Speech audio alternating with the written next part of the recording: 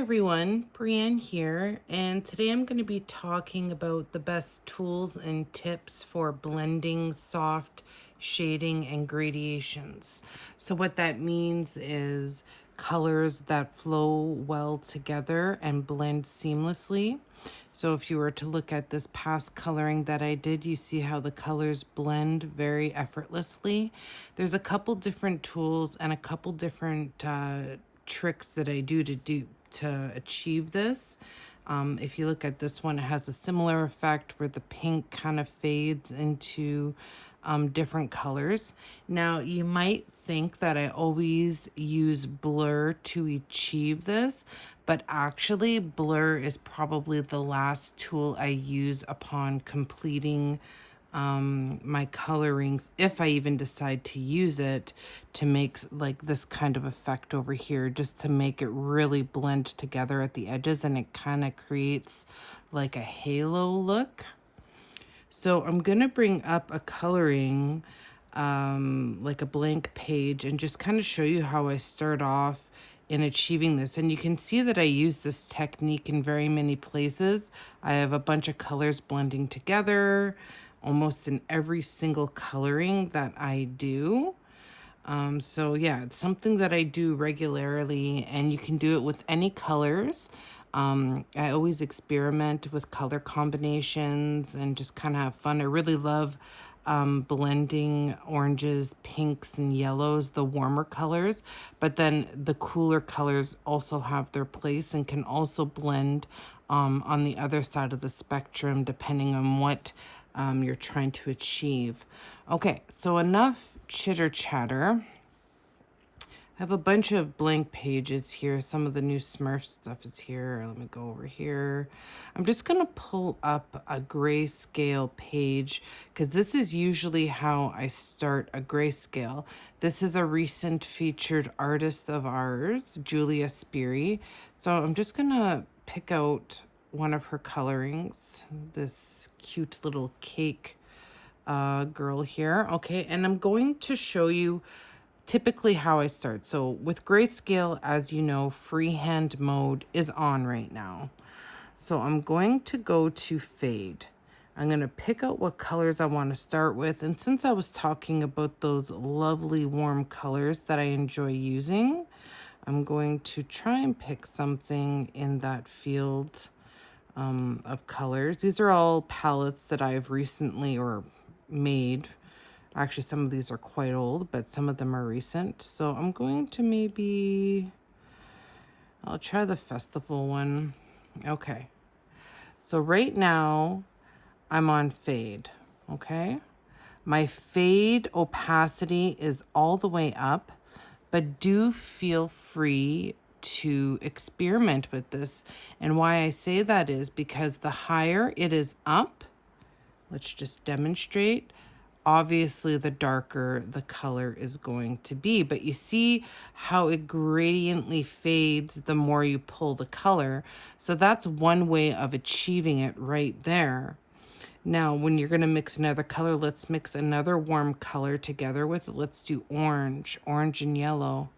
Okay, that backfired a bit there. So you just pull very gently, and you can see how it just blends effortlessly together.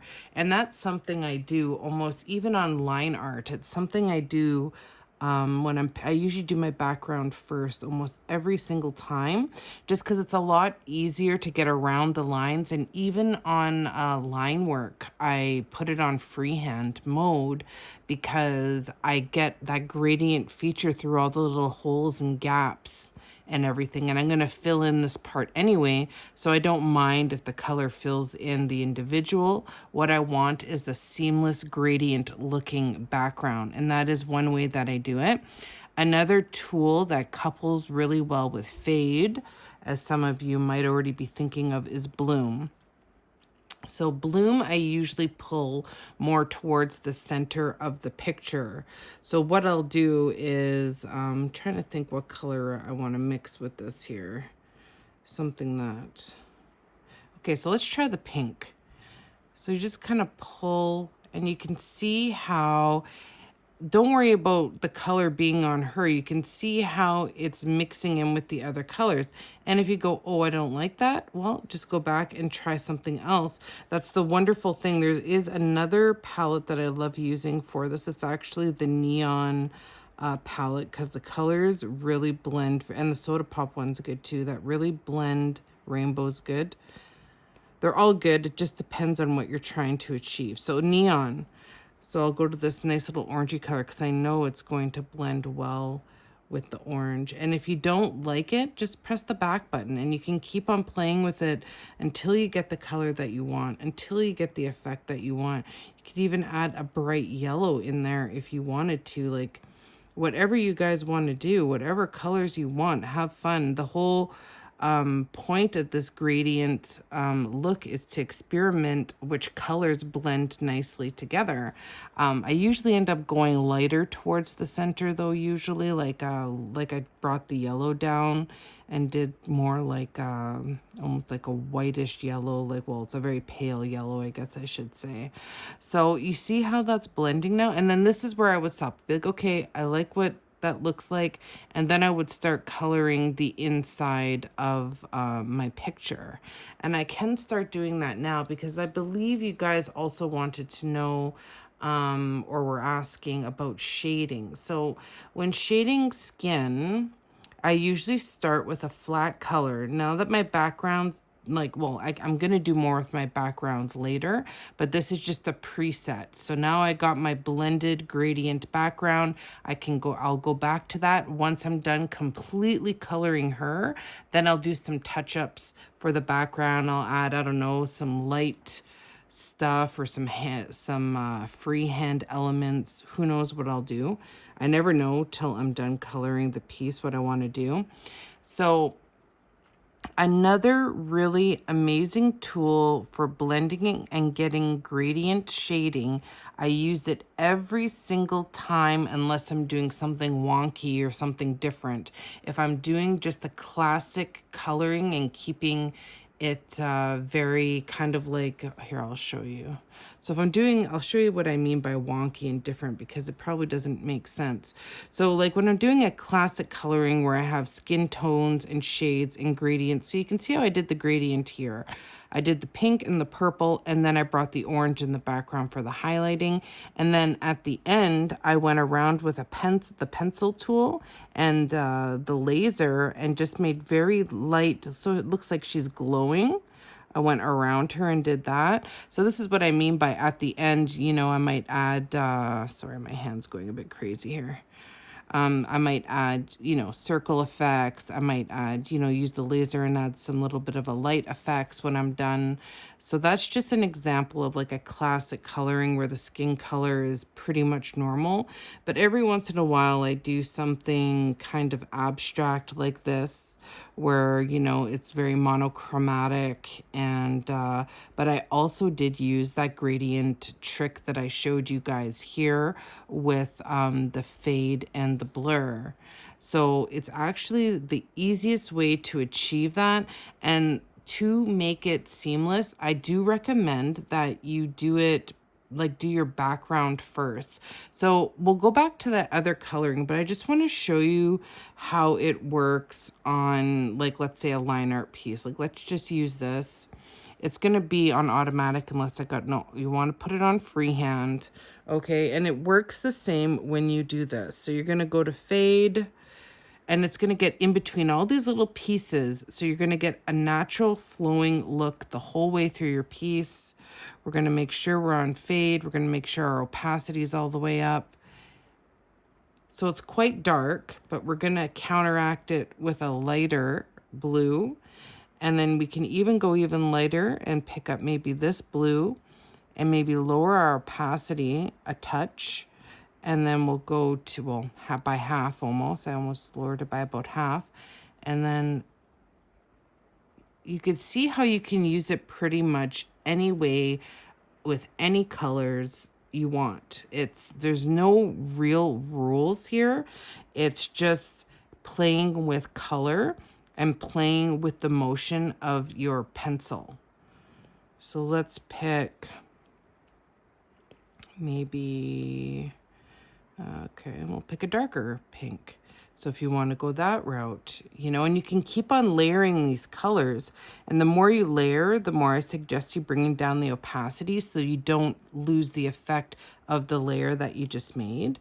So now if we want to go for an even lighter pink like I started out, you see it just kind of keeps on building and building and building, and you can go on and on until you get like, you know, whatever you're trying to make. So I just wanted to show you with line art you can do the same, and I like doing it with line art more because when you go to tap and fill after you do this, it's hard to get it to be exactly the same color, because you got to realize when you're mixing these colors together, you are actually making a new color around where it's blending. There is a way around that as well too. If for some reason you did miss a little spot, color match as close as you can next to the color, and then you can fill. And it should be very close to the gradient that you were trying to achieve. I've had to do it in intricate colorings before, where I've like forgot to, or I don't know. It just depends on the situation, I guess. So yeah, so that's pretty much what you want to do. Now I'm just going to demonstrate quickly how I color and shade skin. And an interesting tool to play with now that has been added in the last couple of years is the line color.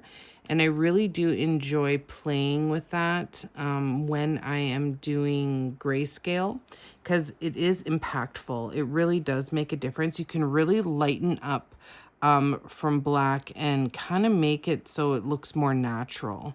Oops, I don't know why my pencil is jumping all over the place today. Okay, so yeah, I know my hand's in the way. I'm sorry, I'm right-handed. But you see how I lightened it up already just by, I'm trying to use my left hand to show you here. But yeah, so I'm lightening it up, and you can go as much as you want.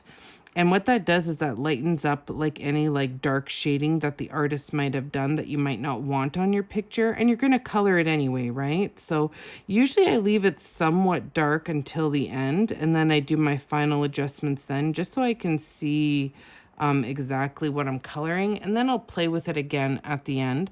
So that's another trick that I use for grayscale, and it just lightens it up. Like you can't even really tell. It's just not black anymore. It's just more of a brownie color. And I've even done it into like the red color. I've done it into all like those kind of warmer zone colors. It's a little bit harsh with grayscale when you use like dark blues and stuff like that, but it can work. It just depends on the piece and what you're trying to work with, right? Okay. So this is not a fill. This is the tool I use for gradiently blending skin tones, and I use it all the time. It is my #1 tool for blending skin tones, and you really do have to play with the opacity and the pressure of your pencil when you are using this tool, which is, if you just noticed, is the airbrush, okay? So you really want to pay attention to the opacity. Maybe not when you're filling, because I always fill first. I never blend before it's filled. So let's do that. Enough chitter chatter. And I don't worry about going into the hair. When I do grayscale, I always work from the inside out minus the background. So I do the background first, and then when I'm coloring the piece, if it's a portrait, I work from the inside out. So I'm going to start with the skin, the eyes, the makeup, the lips, all that. Then I'm going to do the hair. Then I'm going to do the clothing. It's just a really good way to not have to go back and keep fixing things. So I don't care if, and it also makes it easier so you don't worry about bleeding into the lines. And you don't have to worry about when you're shading, bleeding into the lines either. So I simply just do that. Just fill the whole thing. There. Now, there's not really much going on there, right? But I should do her hands at the same time. So I'm keeping the color of her skin tone cohesive through the whole piece. That is another tip, is to color all your skin at the same time and to transfer whatever you're doing on the face to the hands, to the legs, whatever skin is showing. It just makes it look more natural. If you try to do the hands after, you might get a little bit of a different color happening. See, I'm being more careful here because I don't want it to bleed into my background. But as for everything else, I don't care if it's, I could color. It doesn't bother me that it's over there because I have to go over that and color that anyways. I'm going to be doing detail on that, right? So when I'm doing skin, I'm going to go back to my palettes here. I really like using darker tones for skin, just for shading and making a natural skin tone. When I first started out, I used to always use like black and gray, and it just makes the skin, in my opinion, look very muddy. You don't want muddy skin. You want natural, glowing, healthy looking, radiant skin. And to achieve that, I use darker browns and oranges and even reds. So, and I play with those colors and I mix and I blend them like you guys were asking, blending, shading, right? Okay, so when you're doing this, you're going to want to bring down the opacity maybe a bit. You're going to have to play with it and feel it out for what look you're trying to go with. It's trial and error, but once you get it under your belt, it comes as second nature. It doesn't feel like, oh, I don't know what I'm doing. Like it takes time and experimentation to build up your skills. And that's just kind of how it is with anything, right? You got to put in the time to kind of build the skill. So now I'm just going to go around the creases of her eyes. I'm going to add some color, and I'm touching so softly. Like I can't stress how soft I touch when I blend. Like I am not, this would be pressing hard, right? I'm not doing that. I am literally like just swiping so gently on her skin. So that's what I'm doing. I'm going to go across where I think it should need to be shaded. And this usually does take me a while. I'm not going to lie. It takes me the longest to do the skin because I do add quite a few shades and I do blend, sometimes a little bit faster than others. But with grayscale in particularly, the skin takes me the longest to do. I'm very conscious about the shading and what I'm trying to do when I'm, coloring the skin and the makeup and all that kind of stuff. And it's honestly the funnest part for me as well. I'm a portrait fan. I love coloring portraits. I always have. Okay, so you're going to see like, and another tip is to follow the shading that is given to you on a grayscale, and then you can start to apply that naturally to line art pieces. You'll start to just, know where you want your light to be hitting. You'll start to just know effortlessly how you want it to look once you do this so many times. So everyone says grayscale is harder, but it's actually good practice for line art too, because it makes you want to make your line art more realistic. It makes you want to make your line art multi-dimensional, right? So you can see that I'm shading basically around the creases of the eyes, and I just keep on adding a little bit at a time. I'm not trying to get this, looking 100% shaded, just, oh, it's done. No, I'm not doing that. I'm going around very gently, and I'm doing a little bit at a time. And that's the best way I found to shade, is not to add it all at once, is to add a little bit, check it out, add a little bit more, check it out. Oh, you want to grab another color? Okay, let's try that color. You don't like it? With digital coloring, unlike traditional, you do have, I love traditional coloring too, I'm not knocking it, but in digital coloring, you can go back a step anytime you want. So that is one courteous thing about digital coloring. You make a mistake, you don't like something, hit that back button, and it's like brand new again. So you can really see this color coming together now. You can really see her face taking shape, right? And I'm not going to go too much with any other colors because I'm really honestly liking this shade that I picked out. I find it's blending very nicely. So remember what I said about transferring the same colors to the skin. So if you're going to do some shading on the skin, I've made the mistake and I've not done it, but I've shaded enough that I'm confident I could go back and make it look enough like, you know, the face. But if you're not used to it, I do recommend doing the other skin parts at the same time. It just kind of takes away the stress of trying to figure out how to match it up later, right? So that's shading. But with shading, and especially with skin tones, what comes with shading, see, I'm darkening it up now a little bit. Like I said, it's layers. I'm sorry if I'm hopping all over the place here, but that's kind of how my brain is when I'm coloring. I'm like, okay, I don't like this, or you know what, this could be a little bit darker. And that's kind of how my brain TikToks when I'm doing all this coloring and art stuff, because that's just, you know, it's my passion. It's what drives me.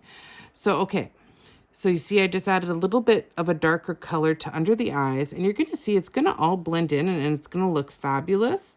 Once we get the eyes colored in, but you do the eyes after you do the skin, because you don't want to constantly have to be going back in your eyes and touching it up because you're bleeding into, you know, your colors you did here. You got to work smart when you're doing grayscales. And the more you do them, the more you realize that. The more you realize, you know, okay, there's steps here. And I said inside out, but I guess it's kind of a lie because the eyes are more focused inwards, and I do them after I do the skin. But it's just, you got to think about your layers. The most important thing to remember is to think about your layers when you're coloring a grayscale, and that you don't want to have to keep going back and touching something up because you're bleeding into it. So if I give any piece of advice, it's that. Okay, so now that we did some shading, I'm just going to leave it there for now. We don't need to play with this all day, although I did tell you I do like to spend a lot of time on the skin. I'm going to lighten it up now. I'm going to use the exact same color. I'm going to lighten it up, and I'm going to bring down the opacity. We don't want any strong highlights right off the bat. I do the same thing when I'm making highlights. I start off slow. So opacity, wherever it is, around 40. And then I'm going to bring down my brush size too, because I like adding highlights, especially to the cheeks. So we're also going to test out if it's light enough, which I don't think it is. And I might have to bring up the opacity a bit. But that's all stuff you play with as you go along. So you're going to want to think about, again, where is your light hitting? And if you really want to use the skin color and try that, you can use that as well by color matching. Color matching isn't as accurate in grayscale as it is in line art because there's shading, so just be aware of that. But it usually works okay if it's a clear spot. So then I just start adding, you know, a little bit of highlights. And I don't go too crazy with it right away because I want it to build up. I want to see how it builds, right? And I always know kind of what color I want to use as I go too. Sometimes I even add yellows into skin. I know that's kind of scary because you don't want to look like you have jaundice or something. But yeah, no, yellows, like lighter yellows can work too. It just depends, right? There's no one solution for everything that you do. You got to test the water. It's going to be different every time. And sometimes you're going to be inspired to do, you know, something funky. And sometimes you're just going to want to learn how to do, you know, proper skin tones. So it's just a matter of going back and forth, blending, getting some natural highlights going. Kind of want to build up the darkness a little bit more closer now to her corner of her eye.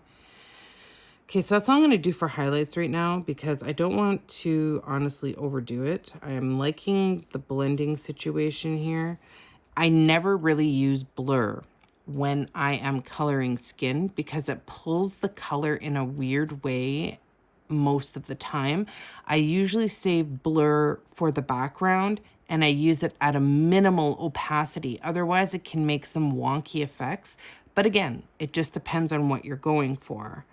So let's just do the eyes because I know some people have some questions about that too. So I'm going to bring the opacity up. Doesn't have to be all the way up. Does need to be low. And if you notice, I have not switched brushes since I started.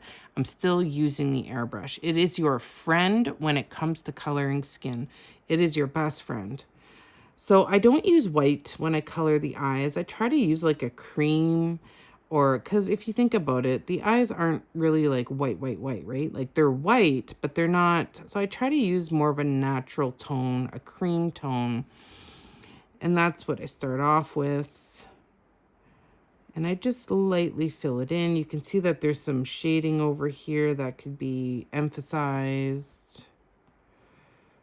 I can go over here and emphasize the shading a little bit more.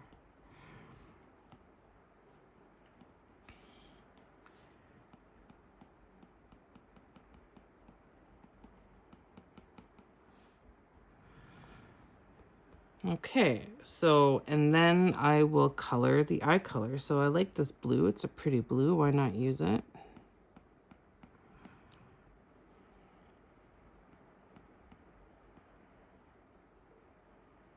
It's a little bit dark, so I'm going to lighten it up when I add to it here.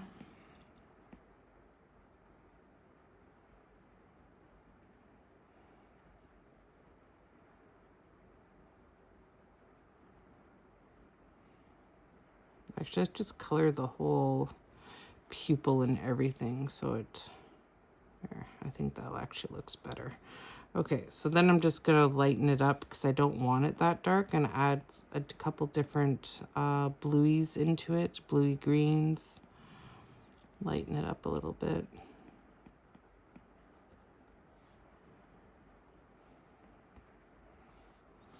Sometimes I even add funky colors like yellow in with the blue. I don't know, it just kind of adds a little bit of a hint of mystery. You'd be surprised what colors you can mix together to create effects. It's, yeah, I definitely recommend experimenting with that. Okay, so there we go. Now I'm going to bring it down to the white end of the spectrum there. And the little gloss in her eye, that's going to be white. So you can see how she's coming together now. I do also sometimes use pencil when I do the eyes. Sometimes I want to get a little bit more intricate. I don't really need to here, but just to demonstrate, sometimes I get in there with the pencil to add some extra details. Not necessary, but it's just something I do sometimes. This eye is pretty shaded, so it's not going to make a huge difference anyway. There's a lot of shading and cross-hatching in the eye here, so.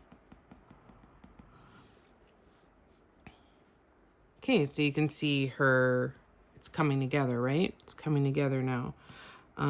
And I've changed the eye color too. I'm guilty of that. Like, I'm actually not digging this eye color so much. So I've literally colored and shaded a whole eye before and then gone, no, I don't like that. And then I go back to the airbrush and color right over it again. I think that blue is a little dark. But that's like what coloring is, you know? That's what art is. Sometimes, like, things don't work out the way that you want them, and it's totally okay to go back and change it. And the great thing about digital coloring is you are able to do that, because you can't always do that in other instances with like I say, classic art, right? Like, you got to be a lot more careful and really, you know, this is more forgiving. It definitely is more forgiving. You can't say it's not, because it just is, which is a good thing for people learning. If you want to start traditional art, this is a good place to start. Okay, so now, see, I'm just going to leave them. I like the lighter. I'm more attracted to the paler colors nowadays. I don't know what it is, but I do like the light hazel type green with the yellow accent better. Okay that I changed it. Let's move on. I'm going to do the lip. And then that's probably going to be it for this tutorial, because you can apply these same features going all the way through this coloring with the hair, with everything. I might color this off screen and then demonstrate some other things with it. We'll see. But for now, let's just do the lip.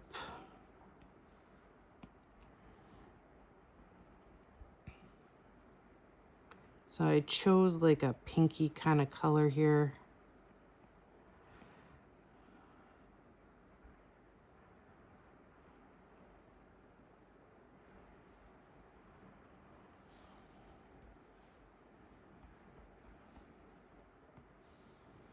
And again, I'm going to go a little bit darker and shade around the cue points that the artist made for shading, which is easy to see. It's around the outer edge and the inner corner, or the inner crease of the lip, I should say. You just shade very gently. You can see my opacity is up and my brush size is very low, but even though my opacity is up, guys, I cannot say it enough.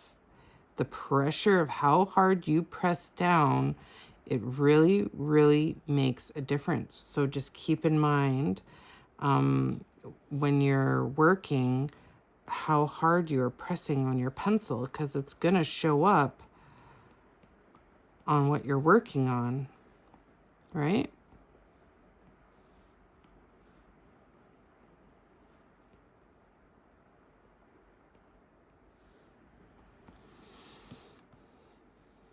Just going to go over here. Usually I like to kind of make the inner corners, like the inner parts of the eye, a little highlighted. Not too much, but just a little bit.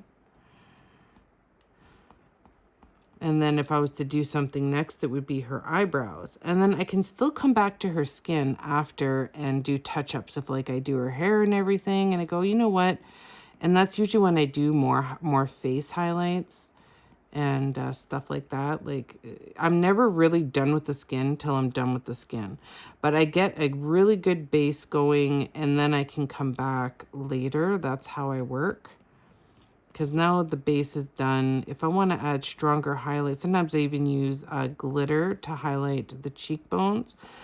But I never really know how excuse me, how far I want to go to with the highlights until I'm done the rest of the piece. So like a lot of times, just to demonstrate, I'll go to the glitter and I'll go to like a light beigey, orangey color or something like this. I'll go like that. Opacity all the way down on the glitter. Brush size up, not too much. And then I just lightly brush, like so lightly, like I'm barely touching the screen, because glitter is one of those stronger tools. So it will show up very strong if you're going to hit very strong. But it just adds a nice little touch to your highlighting.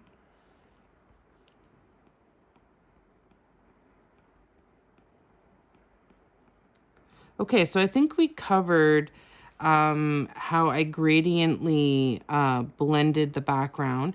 And like I said, that is just a step, right? It's a step towards the right direction. When I'm done, I might decide to make, you know, like a glow around her or something. I might go, oh, I want her to glow. So I might go with the glitter or the pencil. And this is where I might use the blur. So I'd go and make her, you know, go with like a white kind of color and go around her hair that I colored. And I haven't colored her hair yet, so I shouldn't be doing this, but just to demonstrate quickly.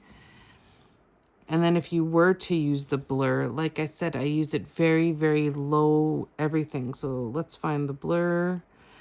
See how this is my preset from the last time I used it. It's low. I don't use it high, and I just kind of drag it over top, and you can use the blur to not only gradiate the colors together, but you can use it to make a glow. If you know what you're doing and you know how to pick your colors, you can make a glow with the blur.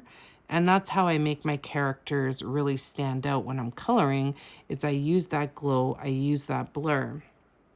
Okay, so I think we settled how to make gradient colors, and I think I showed you how to do some shading with the skin and some highlighting with the skin. I hope that these were helpful, and if you guys ever need anything else or you have any questions in the future, I would love to demonstrate anything else that you guys might be wanting to see, as long as I'm familiar with it, of course. This is Breanne from Pixite, And we'll see you again next time, everybody. Okay, take care. Bye.